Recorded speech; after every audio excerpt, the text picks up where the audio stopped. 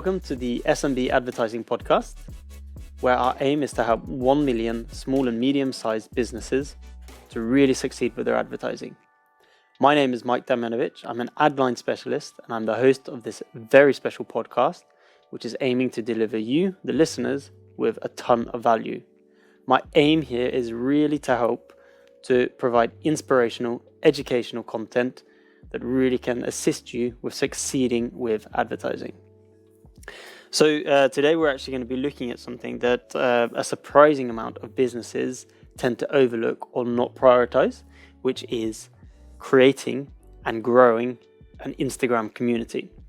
So in the studio with me today, we have Joel Durston, content manager and Keystone Education at Keystone Education Group. Welcome, Joel. Thank you, Mike. It's good to have you here today. Thank you for setting off some time. So I think perhaps just for the listeners, can you just tell us a bit about yourself and Keystone Education Group? Sure. Happy to be here today. My name is Joel and my background is in journalism. I got an NCTJ from the UK, which is the standard journalism qualification. Then I worked for 7 years in the UK in media monitoring. And now I'm happy to work in Norway at Keystone Education Group, where I've worked for nearly 4 years. We help connect students, aspiring students around the world to universities around the world. Can be domestic, but particularly international students. The students get our service completely for free, and the universities pay for our marketing and software solutions. I'm happy to work on the journalism and marketing side of things. So writing articles, doing social media campaigns for our customers, and also organic social media, which is what I'm here to talk about today, particularly Instagram. It's the platform we use, that I primarily use, which I enjoy the most and I find the most effective for our needs. And when I started the job with a fresh account, and I'm happy that I've grown it to nearly 11,000. Okay, so all organically now. Okay, so in quite a short time, you've grown the account to around 11,000 interested followers. Awesome. So we're going to be talking about exactly that: growing an Instagram account, growing an Instagram community. But perhaps you could say just a few reasons why it's actually important for a small business to actually designate any time whatsoever into growing an Instagram community. Sure. Well, I think a common perception of Instagram is that it's a bit shallow, and I can kind of see that, but I would respectfully disagree in many regards, because when you work on the back end of it, you see that it's not just likes and comments, but it's also, aside from the fact that it's something that's quite respected in the industry, people often say, how many Instagram followers have you got? They'll check out the page and use that as some sort of measure of the company's respectability. On the sort of back end side of things, you see that it's a really good way to get messages from your community. They won't show to people because they come into your inbox, but I've got hundreds in my time at Keystone, and there are some bots, to be sure, and there's a good deal of spam, but the majority of them are actual genuine people wanting to study, relevant to our business, and we can use that to grow our business. Arguably more so than the post, because with the post, as you probably know, you can't have links directly. They can be there, but they're not clickable. You can have it on stories now, but I feel that stories don't reach as many people as a post. But if you have messages, you can have clickable links, no problem, as many as you want. So I can send 5 different links to someone very easily, all of them there for them to access our business. Good for them as the consumer, and also great for us because we're sending interested leads to the universities, which furthers our business.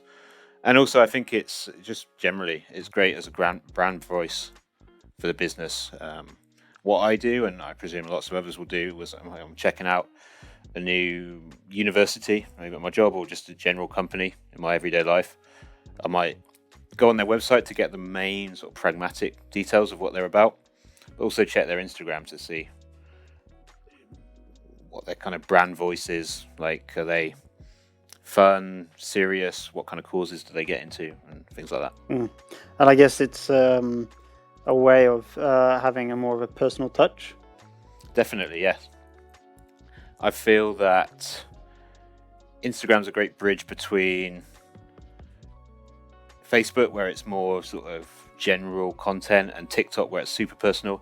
Instagram, I feel that you can have both, and you can very much grow your community on those lines. Hashtags are very useful, and you can connect with like-minded businesses or individuals, help them, they help you. Quite a nice sort of tit for tat dynamic that goes on Instagram in many ways. And you can really find people who are genuinely interested in things, because hashtags work well. If you put relevant hashtags on your post, you bring people who are really interested in what you're doing to your business. Yeah. So by building your Instagram community, you're able to generate real followers that are genuinely actually interested in you or your service or your product. And then you're also able to sort of communicate with them in a personal way, also to share more information, but then also to, I guess, to perhaps get some feedback. Yeah, definitely.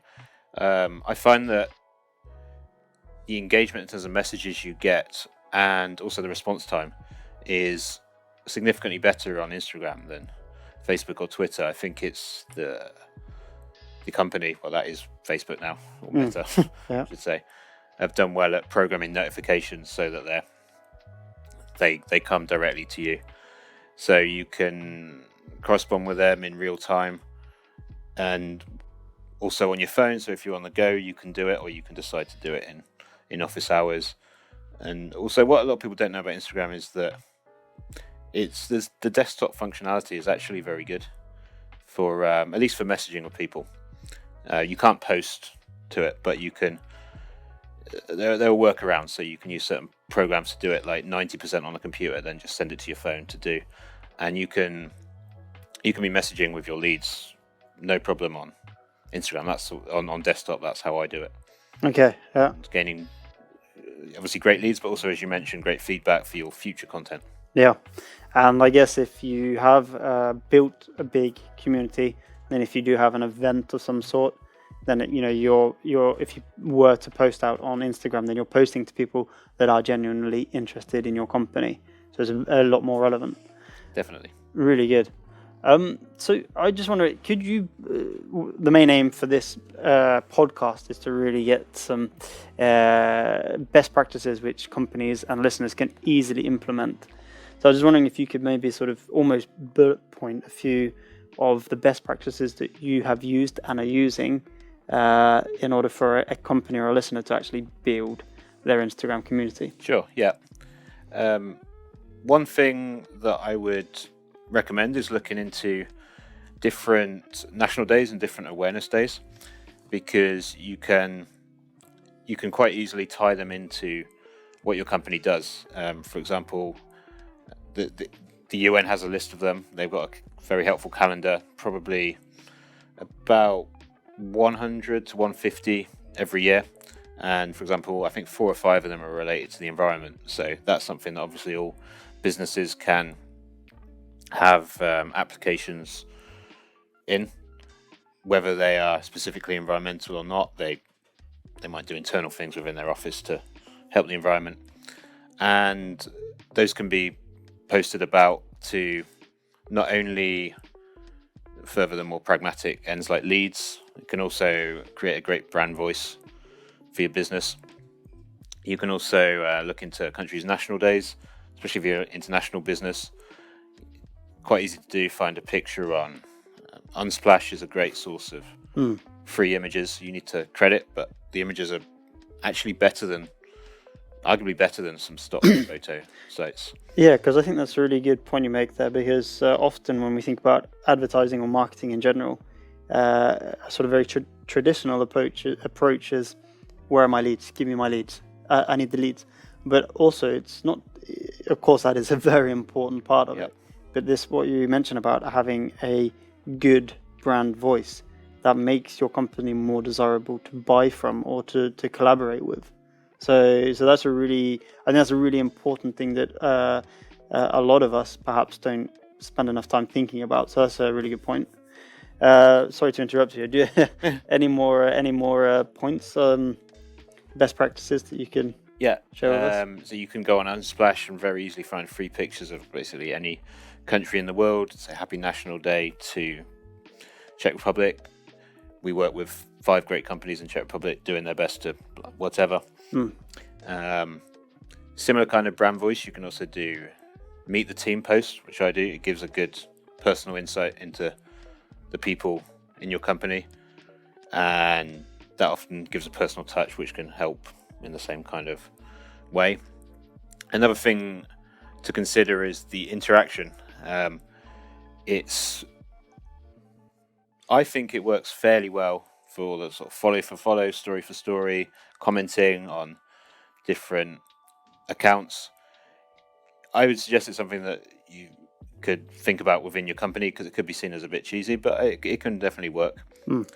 And more than anything, I would say, especially at the start, just experiment, because frankly you won't have any followers. They won't know what you're expecting.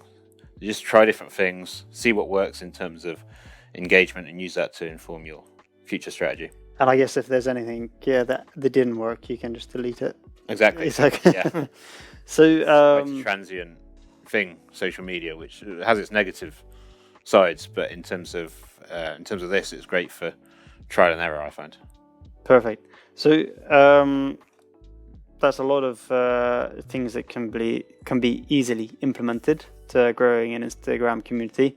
I don't think there's any doubt that a small or medium-sized business, or anyone that's listening, can very easily start today implementing the best practices that you've given us now. And I think experimenting is what we've heard. Yeah, I just remembered one other hashtags. Use a lot of them. If you get an Instagram business account, you can track the metrics of those. I see on our account that we will get on average between 50 and 300, even 350 for every organic post, and that's new people coming to the post, in addition to the regular followers you have, which are useful to have, but I'd perhaps say that it's more useful to get the new followers, because they don't know what you're about until they've come there. And you can very easily, a lot of people will avoid hashtags. They might think the post will be messy. The very easy way to get around that is to just drop 3, 4, or 5 lines below everything else you've written, and then include all of the hashtags you want below that. You can put up to 30, and I just have some in my head, and usually I write out the full 30 usually. Yeah, one question that I forgot to ask you, which is something that I personally have wondered about, is it a problem having long Instagram posts? Because there's a lot of information out there that you should have really short, concise, to the point Instagram post. And I personally think that yes, there's certainly a case for that.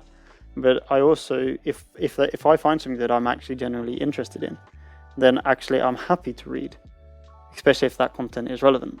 It's a very good question. It's something I wonder about and research as well. And I think my opinion is it's changing towards more the long posts. I feel that Instagram used to be had more of a TikTok-y feel, like short, snappy. But now people are, because it's become so popular, you're getting people sort of migrate, and they'll go there for news. And you see this, I see this in news channels I follow, like, for example, BBC News, Guardian, New York Times, publications like that. I think they're doing longer posts. They have a big picture to draw people in, but then a good amount of information. Another thing I think is that you could argue that there's not much harm doing a long post, because if the picture's good, they're going to be drawn in.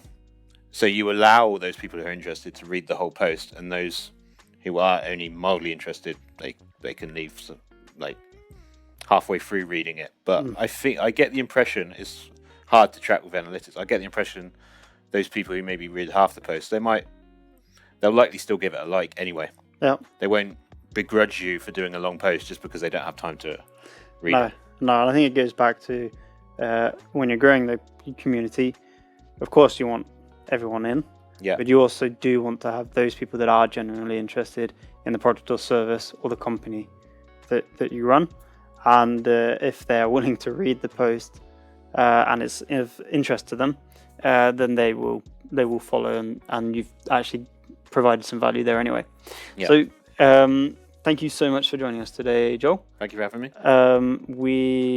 If you want to know more about Joel or Keystone Education Group, then of course we will link to both your LinkedIn and to Keystone Education Group's website together with this episode. So I hope this was useful for you. This is episode number 8, done and dusted. Thank you for listening, and guys, I really appreciate you.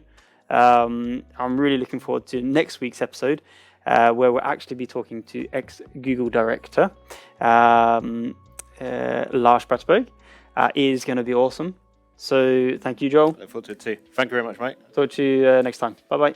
Thank you. Bye.